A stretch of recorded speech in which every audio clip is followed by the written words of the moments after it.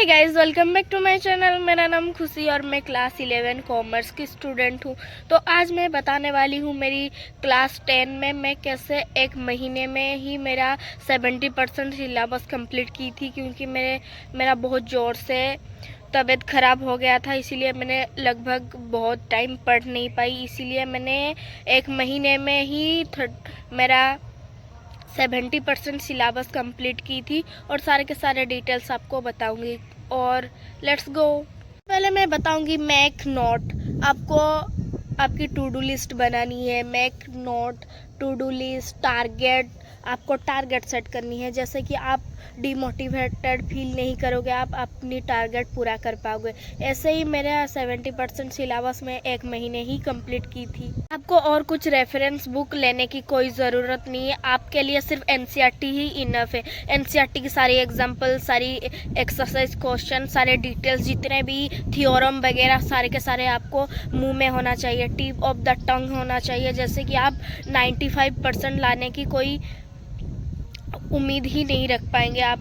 ये 30 डेज़ में आपको सिर्फ important topics, important question, important जो रिपीटेड क्वेश्चन आते हैं उसको ही आपको ज़्यादा फोकस करनी है। हाई वेटेज चैप्टर को ज़्यादा फोकस करनी है, और जो जो चैप्टर में ज़्यादा क्वेश्चन आते हैं वो वाला चैप्टर को भी आपको फोकस करनी है। आपके पास टाइम नहीं है जो आपको एनसीईआरटी एक एक लाइन करके समझेंगे, कि 5-6 घंटा लेक्चर देख के समझेंगे। ऑफलाइन पढ़ रहे तो बिल्कुल भी स्किप कर दो, आप सिर्फ यूट्यूब में आके लेक्चर देख दीजिए।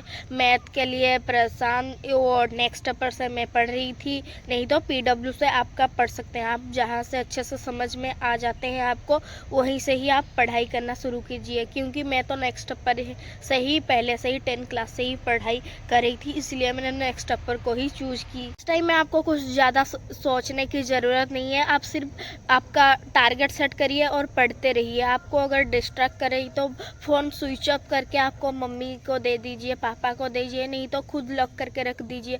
डिस्ट्रैक्ट मत नहीं होइए, नहीं तो आपका बोर्ड एग्ज़ाम बर्बाद हो जाएगा। अगर आप ऐसे छोटा मोटा स्ट्रैटेजी फॉलो कर लेंगे तो आपको बोर्ड एग्ज़ाम मार्क आपके मैक्सिमम 95% आ ही जाएंगे इजीली। लेक्चर देखनी है, टॉपिक समझना है, और उसके बाद आपको सैम्पल पेपर सॉल्व करनी है, और उसके बाद आप अगर टाइम बच सकता है आपके तो आप थोड़ा रिवाइज कर दीजिए। जो पढ़े हैं लेक्चर देख के, जो माइंड में बनाए हैं उसको देख के थोड़ा रिवाइज कर दिए, और उसके बाद 5 year at least 5 year previous year question आपको सॉल्व ज़रूर करनी है। तो आपको थोड़ा आइडिया मिल जाएगा किस टाइप की कैसे क्वेश्चन आते हैं, आप टॉपिक अच्छे से समझ में आ जाएंगे, कैसे क्वेश्चन पूछे जाते हैं और किस पैटर्न में क्वेश्चन आते हैं बोर्ड एग्जाम में। मर्जी आप कुछ भी चाहे सैम्पल पेपर में, तो मेरे टाइम में मैं ओसवाल को फॉलो कर रही थी। अगर आपको भी मेरा सजेशन चाहिए तो मैं दूंगी ओसवाल आपके लिए बेस्ट होगा सैम्पल पेपर।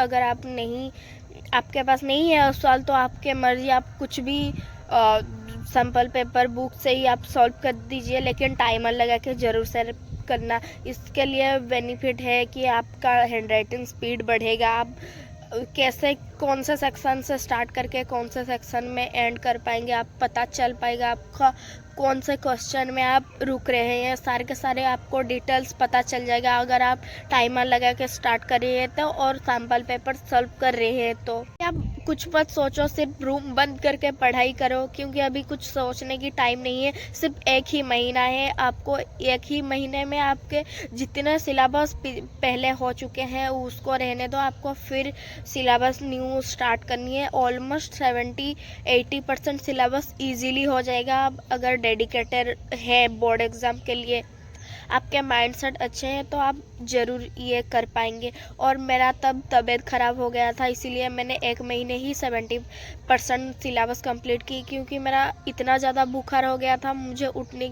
मैं हॉस्पिटल पहुंच गई थी।